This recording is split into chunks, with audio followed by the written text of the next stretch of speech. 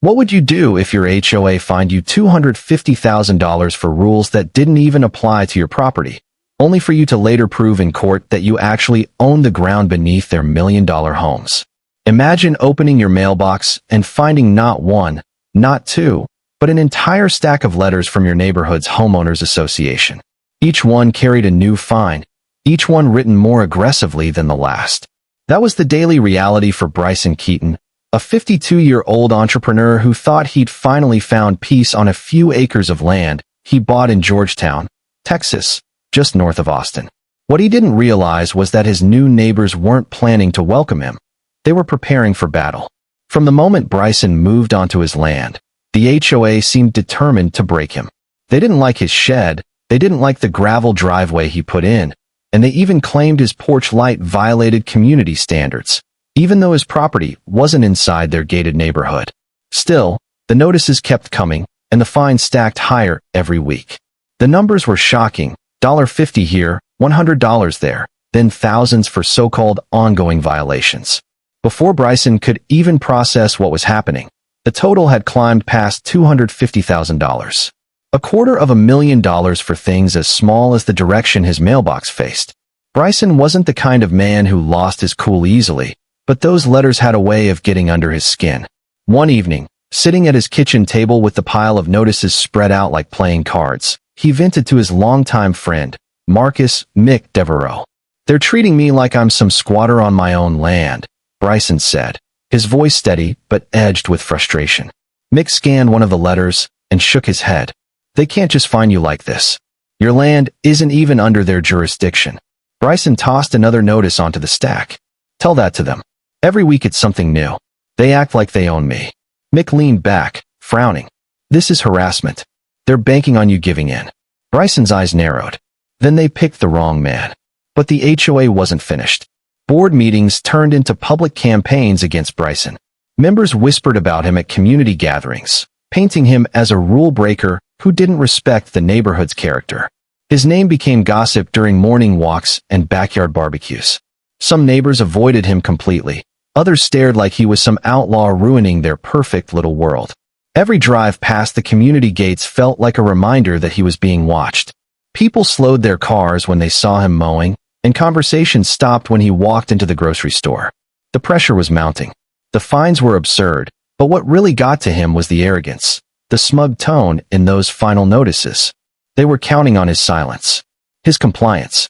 But Bryson wasn't built that way. Late one night, long after the neighborhood went quiet, he sat at his desk flipping through old property records. The glow of his computer screen lit his face as he clicked through file after file. Deep down, he knew something was off, something the HOA had missed. And then he found it. Buried in paperwork from a real estate acquisition he'd made years earlier was a single detail. A holding company he controlled, filed under a forgettable name, was listed as the legal owner of the very land beneath the gated community itself. The HOA had authority over its residents, but Bryson owned the dirt their million-dollar homes were sitting on. He leaned back, stunned for a moment, then slowly smiled. The fines, the threats, the public shaming, it all looked different now. They thought they held the power, but they had been standing on his property the entire time. But if Bryson thought this discovery would end the conflict, he was wrong.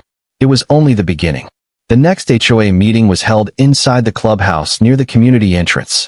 Rows of chairs filled the room, and the air had that stiff politeness people wear when they're pretending to get along. But tonight, no one was pretending. People weren't there to talk about pool hours or landscaping. They were there for one man, Bryson Keaton. He walked in with quiet confidence, a folder tucked under his arm. He wasn't there to start a fight, but he was done being pushed around. Heads turned as he took a seat in the front row. Whispers rippled through the room. At the head of the table sat HOA President Gregory Haskell, always dressed like he was headed to Wall Street, and beside him, Vice President Elaine Drummond, shuffling papers like she was about to prosecute a case. "Mr. Keaton," Gregory began, voice firm but rehearsed, "thank you for attending. We've received multiple reports regarding violations on your property. I trust you've seen the notices." Bryson crossed his arms. "I've seen them. All 24 of them." Someone in the back chuckled before Elaine silenced them with a glare. Gregory continued, "These are serious matters. Uniformity protects property values. One person refusing to comply affects everyone. Bryson tilted his head. Except my property isn't in your community. The room shifted. Neighbors glanced at each other. Gregory's jaw tightened.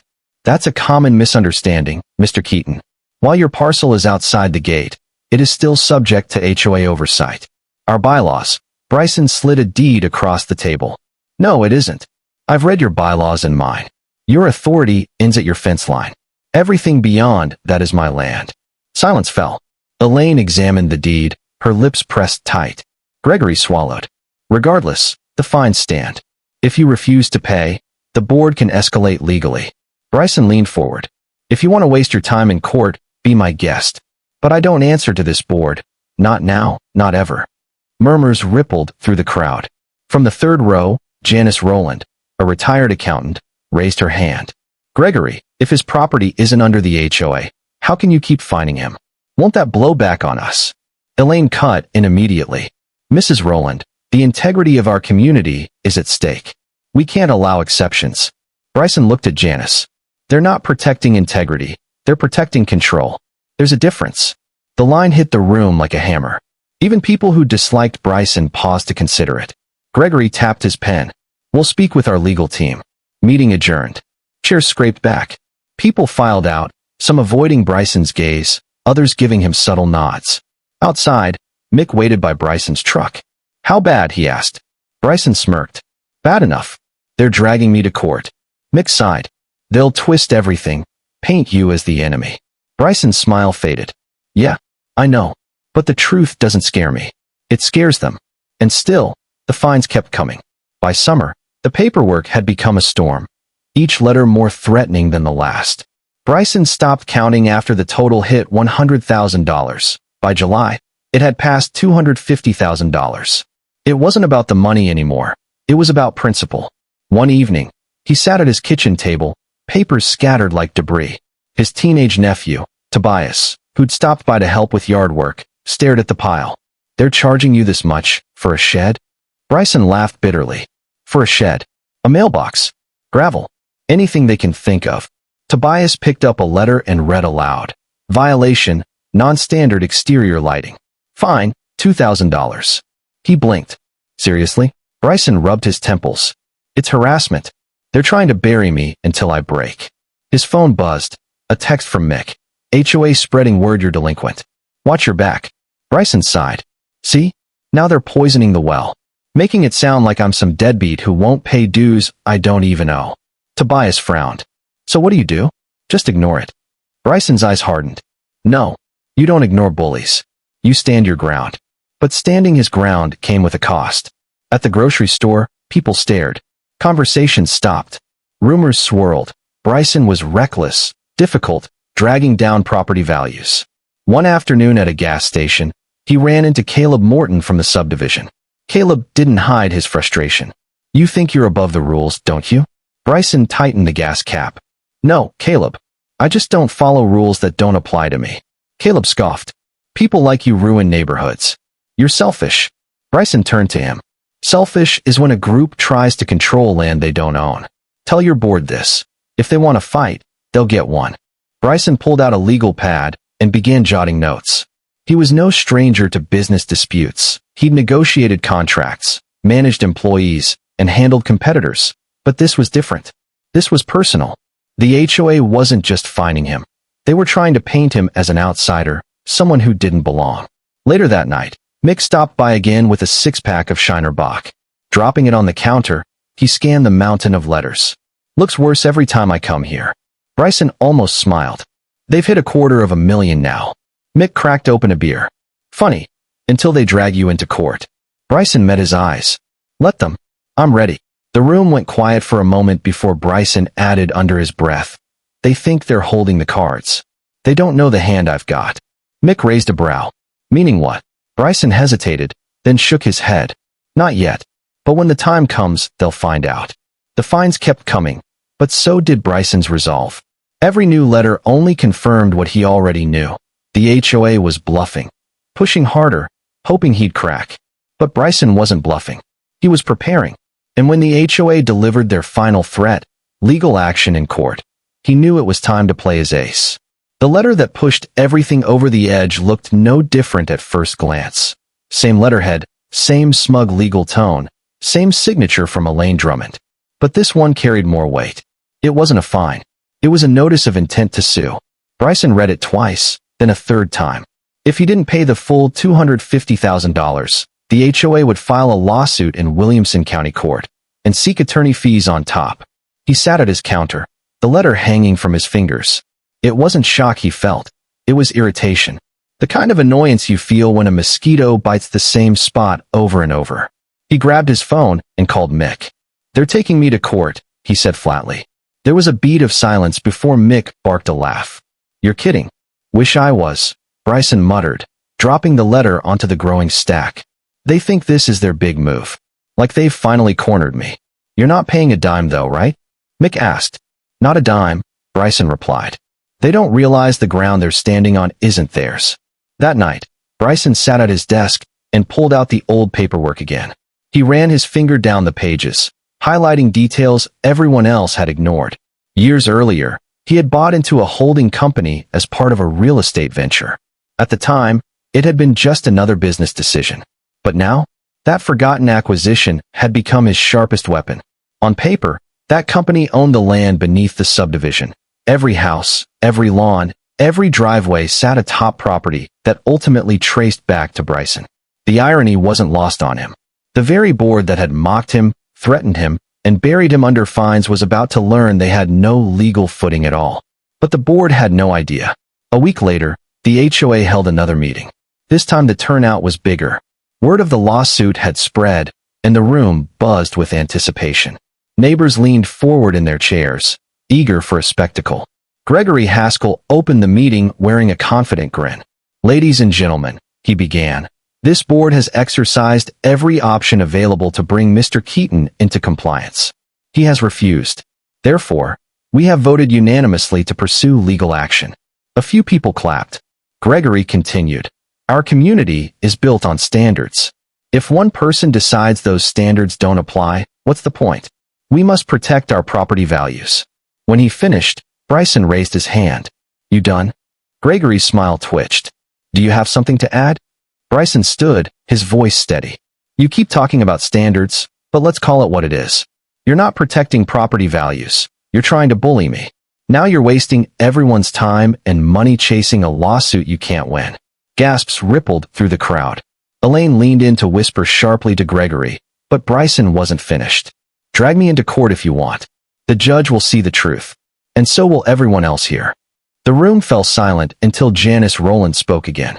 "Gregory, are you sure this lawsuit won't blow back on us?" Elaine straightened. "Mrs. Rowland, the board knows exactly what it's doing. We've consulted legal counsel. We're confident." Bryson gave a thin smile. Confidence isn't the same as being right. The meeting ended in a storm of whispers. Some neighbors left angry, blaming Bryson for stirring trouble. Others looked uncertain. Bryson walked out with his head held high. This wasn't just about fines anymore. The battlefield was shifting to a courtroom. And in court, details mattered. As he climbed into his truck, Mick's earlier warning echoed in his mind. "They're going to spin this. Paint you as the enemy." Bryson knew that was true. But he also knew this. He had the deed. What Bryson couldn't predict was how explosive the truth would become once it landed in front of a judge. Courtrooms have a way of stripping people bare. You can walk in confident, but when you're standing in front of a judge, every word and every piece of paper suddenly matters. That morning in the Williamson County Courthouse wasn't just about defending himself. It was about turning the tables. The HOA board arrived first, flanked by their attorney, Clinton Avery, known locally for being aggressive in petty disputes. Gregory and Elaine sat stiffly at the plaintiff's table, faces calm but eyes burning with anticipation. This was their moment to put Bryson in his place. Bryson entered with his own lawyer, Renee Callahan, a no-nonsense real estate attorney from Austin. Unlike the HOA's showy entrance, Renee walked in quietly, set her files down, and gave Bryson a reassuring nod. "Stay calm," she whispered. "We have the facts. Let them dig their own hole." Judge Harold Branning, a man with salt and pepper hair and an unshakable presence, called the court to order. "We are here for case number 24-3119, Georgetown Estates HOA versus Mr. Bryson Keaton. Plaintiffs, you may begin. Clinton rose immediately. Your Honor, this is a simple matter. The defendant refuses to comply with community standards. The HOA has issued repeated notices, all ignored. Mr. Keaton owes over $250,000 in fines. This lawsuit seeks enforcement of those fines plus attorney fees. Gregory lifted his chin. Elaine scribbled furiously. They already looked victorious. When Clinton finished, Renee stood. No theatrics, just calm confidence. Your Honor, this case is not about fairness. It is about overreach. The HOA has spent months issuing fines against my client for rules that do not and have never applied to him. His property was never annexed into the subdivision. The HOA has no jurisdiction, and today, we will prove they have no standing to collect a single cent. Murmurs fluttered through the benches. For an hour, the HOA presented their binder of bylaws, notices, and self-righteous testimony from Gregory and Elaine. They talked about harmony, property values, uniformity, everything except actual legal authority. Then it was Renee's turn. She approached the bench and handed the judge a set of deeds. Your Honor, what the plaintiffs failed to understand is this. The land beneath the subdivision is owned by a holding company. My client, Mr. Keaton, is the majority shareholder of that company. A gasp rolled across the room. Gregory went pale. Elaine dropped her pen. The judge leaned forward. Are you telling me the defendant owns the land beneath the entire subdivision? Renee nodded. Yes, Your Honor. While homeowners own their structures, the deeded land belongs to the holding company tied to Mr. Keaton. I have certified acquisition records here. Clinton shot up. Objection irrelevant. Renee didn't flinch. On the contrary, Your Honor, the HOA cannot fine a man who is not under its jurisdiction. And in fact, the HOA itself sits on land owned by my client. Their authority ends at their fence. Mr. Keaton holds the deed beneath it. The judge leaned back, silent for a long moment. The room buzzed with whispers. People elbowed each other, wide-eyed. Bryson sat still, watching Gregory's expression twist into disbelief. This was the moment he'd been waiting for. Finally, Judge Branning raised his hand for silence. I'll need to review these documents thoroughly, the judge said, his tone firm but measured. But on its face, this presents a serious challenge to the plaintiff's standing. For now, I'm ordering a recess. The gavel struck, and the courtroom erupted instantly. Residents turned on each other in heated whispers. Gregory barked at Clinton, his face red with fury. Elaine buried herself in her notes, scribbling frantically as if she could write her way out of the disaster. The courthouse cafeteria was usually a quiet stop for bad coffee and quick lunches, but that afternoon it hummed with tension. Groups of residents from Georgetown Estates clustered at tables, whispering, arguing, and dissecting what they had just witnessed. Some were stunned, others angry, a few even amused. The revelation had rocked the entire community.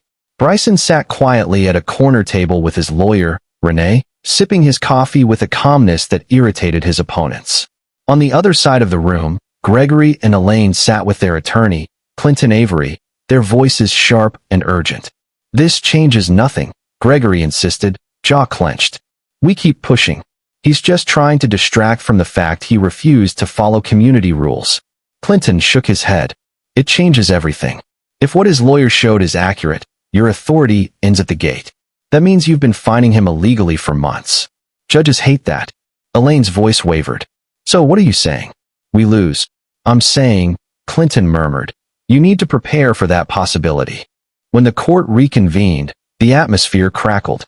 Word had spread so fast that even people outside the neighborhood came to watch the spectacle.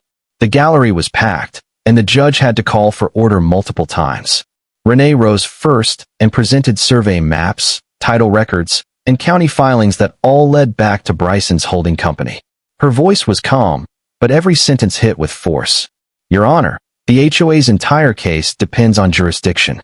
These records make it clear they never had it. They find my client as if he were under their control, when in fact the land ties back to him. Judge Branning studied the documents, his expression unreadable. Then Clinton stood abruptly, his voice rising. Your Honor, this is theatrics. My clients represent dozens of families who bought homes believing they were joining a community with standards. If Mr. Keaton is allowed to ignore those standards, everything collapses. With respect, Renee replied smoothly. This isn't about ignoring standards. It's about legal authority. The HOA can't find someone it has no lawful control over. The law isn't based on convenience. The judge looked up. Mr. Avery, your argument assumes authority that may not exist. Do you have proof the HOA's jurisdiction extends to his property? Clinton hesitated. His eyes shifted to Gregory, who looked uncomfortable. Elaine shuffled papers, but none held the answer. No, Your Honor, Clinton finally admitted. That will be enough, the judge said. What I see here is an HOA that may have overstepped its bounds. I'll issue a final ruling after reviewing everything. But as of now, I see no legal basis for these fines. The gavel struck again. Gasps filled the room. Some residents looked relieved, others horrified. Gregory sat frozen, his face flushed, while Elaine scribbled pointlessly. Bryson rose, buttoning his jacket, and locked eyes with Gregory. No words, but the message was unmistakable. Outside, the Texas sun hit hard as Mick joined him. That's it? Mick asked. Not yet, Bryson said quietly. The judge hasn't ruled, but the board knows what's coming. You just pulled the floor out from under the whole neighborhood, Mick muttered. They won't know whether to thank you or hate you. Oh, I know which way they'll lean, Bryson replied, glancing back at Gregory's glare. But this isn't about being liked. It's about being right.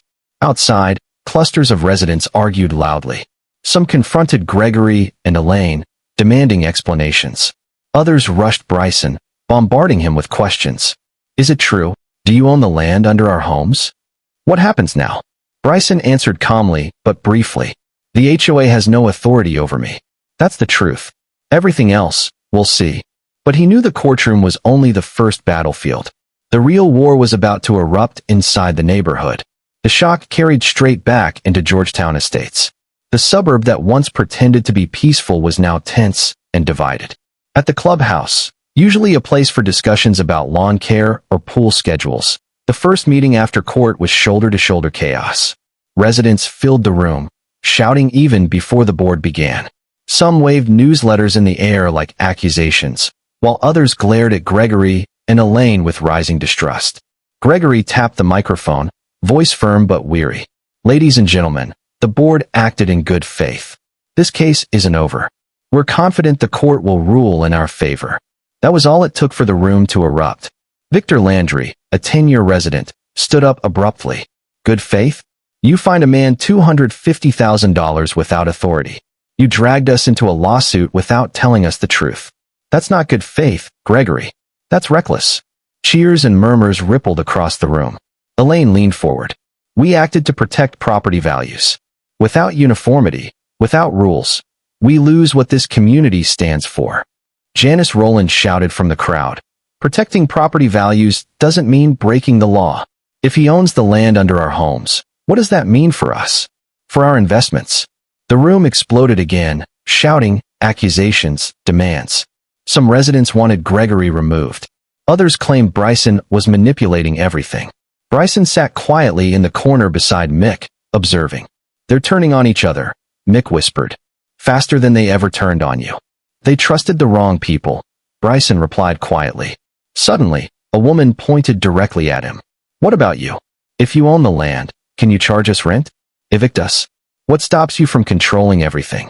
The room fell silent as Bryson stood. I didn't ask for this, he said. I bought my property to live on, not fight a war. The board forced this fight. The truth came out because they pushed me. As for your homes, you own them. I don't want them. I don't want your money.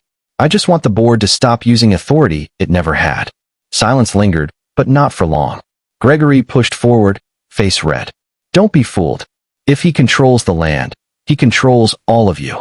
He wants power, and he's enjoying every second. The shouting resumed, louder than before. The meeting spiraled until someone slammed the gavel down, calling for order. But the damage was done. That evening, Bryson found an anonymous note taped to his mailbox. Leave before you destroy us all. He crushed it in his hand, eyes narrowing. This had gone beyond rules. Fear was taking hold, and fear makes enemies. Later that night, Bryson sat at his kitchen table with Mick and Janice. You've got people scared, Janice said gently.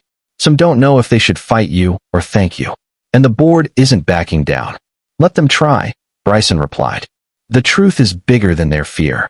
But if they keep pushing, this will get uglier. And it did. The story exploded online. Local reporters ran the headline. HOA fines man $250,000. Turns out, he owns the neighborhood. It hit Austin, Dallas, San Antonio, and then social media took over. Bryson's phone buzzed nonstop. Friends from across the country sent him memes, links, videos. One text from an old college friend read, "Bro, you're a meme. Half the internet wants to shake your hand. The other half thinks you're a supervillain." Comment sections were flooded. "He's a hero. HOAs have gone too far. He's probably planning to charge everyone rent." Finally, someone stands up to HOA corruption. Be careful what you wish for. One man owning all the dirt is terrifying. Mick dropped by later that night, tossing his phone on the table. "You've gone viral," he said. "Reddit's calling you the landlord of Georgetown." Bryson groaned. "That's not what I want. I didn't ask for any of this." "Doesn't matter," Mick replied, cracking open a soda. "The internet writes the story it wants. And right now, you're the main character." Meanwhile, inside the neighborhood, tension spiked to new heights. Neighbors who once waved politely now argued in their driveways. Some sided with Bryson, calling the HOA bullies who had finally been exposed. Others clung to Gregory's warnings, convinced Bryson would use his ownership to hold their homes hostage. At the clubhouse, Gregory and Elaine scrambled to regain control. They pushed out newsletters accusing Bryson of spreading misinformation, painting him as a manipulative outsider. Gregory even gave a shaky interview to a local news station. "This individual is exploiting a legal technicality," he insisted, voice stiff. "Our community will not be intimidated." The clip exploded online for all the wrong reasons. Commenters mocked his delivery, Elaine's nervous paper shuffling behind him, and memes popped up overnight with captions like, "When you meet the guy who owns your yard," and "HOA presidents when monopoly becomes real life." Janice Rowland, who had tried to mediate earlier, suddenly found herself fielding desperate questions from neighbors. One afternoon, she visited Bryson, worry etched across her face. "They're losing control," she said softly. "Gregory's doubling down, but people aren't buying it anymore. Half the neighborhood feels betrayed. The other half is terrified of what you might do next." Bryson sighed. "All I want is peace, Janice. I never asked to be dragged into this circus." She gave a tired smile. "Doesn't matter what you asked for. You're holding the cards now, and everyone knows it." By the end of the month, national outlets had picked up the story. CNN ran a segment. Fox News debated it. TikTok users stitched clips of Bryson walking out of court with captions like, "When the HOA picks the wrong neighbor." One evening, Bryson sat in his living room watching a commentator call him a symbol of individual rights against collective overreach. He shook his head. "I'm just a guy who wanted a shed," he muttered. But attention brought pressure. Law firms reached out. Reporters camped outside the neighborhood, cameras trained on his driveway. Some strangers even slowed their cars to record videos of his house, like it was a landmark. Mick leaned against the porch railing one night watching the headlights crawl by. "You're living in a fishbowl now," he said. "Everything you do, someone's gonna dissect it." Bryson stared into the dark fields. "Then I'll give them something worth dissecting. The truth." But while the internet argued, the real question haunted Georgetown estates. What did it mean to live on land owned by the man they'd tried so hard to destroy? By fall, the community no longer resembled the glossy brochures that once sold its image. The lawns were still trimmed, the streets lined with SUVs, but underneath it all was a neighborhood at war with itself. The HOA board held emergency meetings almost weekly, desperate to keep their authority from slipping away. Gregory stood at the front, voice strained. "We can't let one man dictate our future," he insisted. "This community was built on unity. If we give in now, everything collapses." But the crowd wasn't buying it. Whispered frustration spread. Victor Landry finally shouted from the back. "You said you were protecting us. Turns out you dragged us into a mess you created." Others demanded answers. "Why didn't you tell us about the land ownership? Why hide it?" Gregory struggled to keep his composure, but the cracks were obvious. Elaine sat beside him scribbling unfinished notes, her face pale. Meanwhile, Bryson kept mostly to himself, but silence didn't make him invisible. Neighbors came to his gate, some angry, some pleading. One evening, a couple knocked, exhaustion in their eyes. "Mr. Keaton," the husband said carefully, We bought here for stability. Now all we hear about is lawsuits and land deeds. We just want to know where this ends." Bryson invited them inside. "I get it," he said gently. "I didn't ask for any of this. I just wanted to live on my property without being harassed. But when someone pushes you long enough, you push back." The wife leaned forward. "So what happens now? Do you control us?" Bryson shook his head firmly. "No. You control your homes. I'm not here to collect rent or run your lives. I only ever wanted respect, the same respect everyone else gets." The couple exchanged a look, and for the first time, Bryson saw understanding instead of fear. Word spread quickly. Neighbors soon approached Bryson not with accusations, but curiosity. They wanted his side, not the board's script. Each time, Bryson repeated the same truth. "I don't want your houses. I want fairness." The shift rattled Gregory. Supporters slipped away. Some homeowners stopped paying HOA fees altogether, citing Bryson's case. Attendance at meetings dwindled. Janice stepped up with words that hit harder than anything Gregory had said. "Maybe it's time we ask why we trusted a handful of people with so much control.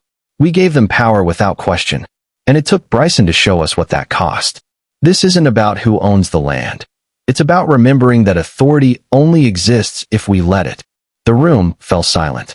Even those still wary of Bryson had no argument left. Outside the neighborhood, the debate mirrored the one inside. Commentators argued about property rights, HOA abuse, and whether homeowners understood the contracts they signed. Some demanded reform. Others warned, "Never assume the rules were written in your favor." One night, Bryson and Mick stood on the porch watching the Texas sky fade. "You changed more than you realize," Mick said. Bryson raised an eyebrow. "How do you figure?" Mick shrugged. "You didn't just beat the board. You made people think. You made them ask questions they never asked before." Bryson sighed. "It shouldn't take a fight like this to remind people of their rights."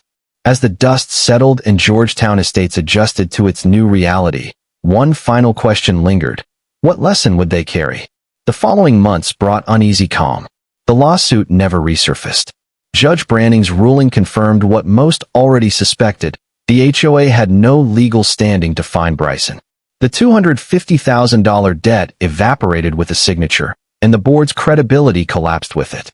Gregory resigned quietly, slipping a letter into the newsletter without a single public word. Elaine disappeared soon after. The HOA remained on paper, but its authority was a shadow of its former self. Homeowners who once obeyed every memo now tossed them in the trash without a second thought. For Bryson, victory didn't feel like triumph. It felt like survival. He returned to normal life, mowing his yard, working on his shed, sipping coffee on the porch. The neighborhood wasn't the same. Some neighbors waved again, cautious but sincere. Others avoided eye contact, ashamed of how quickly they'd judged him. One evening, Janice arrived with a plate of peach cobbler. She set it on the counter and smiled. "Peace offering. You deserve at least that much." Bryson chuckled. "I'll take cobbler over court papers any day." Her smile faded into something thoughtful. "You know, people are still talking. Some say you exposed the board. Others say you embarrassed the whole community. But I think you reminded us of something we forgot. That power only works when we don't question it." Bryson nodded slowly. "That's what I hoped they'd understand. Not the land ownership. That part doesn't matter. What matters is that they handed control to people they never thought to question." Later that week, Bryson and Mick sat on the back porch listening to crickets. "Ever wish it had gone differently?" Mick asked. Bryson leaned back. "I wish none of it happened. But if it had to, I'm glad the truth came out. Better to live with honesty than comfort built on lies." Mick nodded. "Funny thing, most people never read the fine print. They just sign and move on." "Yeah," Bryson murmured. "Until the fine print signs them." The story of Georgetown Estates eventually faded from headlines, but not from the people who lived through it. Some neighbors moved away, unable to face the reminder. Others stayed, determined to rebuild trust without the shadow of the HOA. And Bryson? He kept his promise. He never used his land ownership as leverage. He didn't raise rents, threaten anyone, or flex the power he technically held. Instead, he became proof that standing firm mattered, even when the odds or paperwork seemed stacked against you. The moral was simple but powerful. Don't hand over your freedom without asking questions. Don't let fear or convenience silence your right to know the truth. For outsiders, the lesson reached far beyond a Texas neighborhood. In communities, workplaces, and governments, authority only carries weight when it goes unchallenged. Months later, when a reporter checked back in, Bryson summed it up plainly. "I'm not a hero," he said. "I'm not a villain either. I'm just proof that you should read the papers you sign, and never let someone else decide what's fair without looking at the facts yourself." So if there's anything to take from this story, it's this: question authority, know your rights, and never assume someone has your best interests just because they claim they do. And if you want more stories like this, stories about power, conflict, and the fight for dignity, make sure you subscribe. Because the next one might change the way you see your neighborhood, your choices, maybe even your life.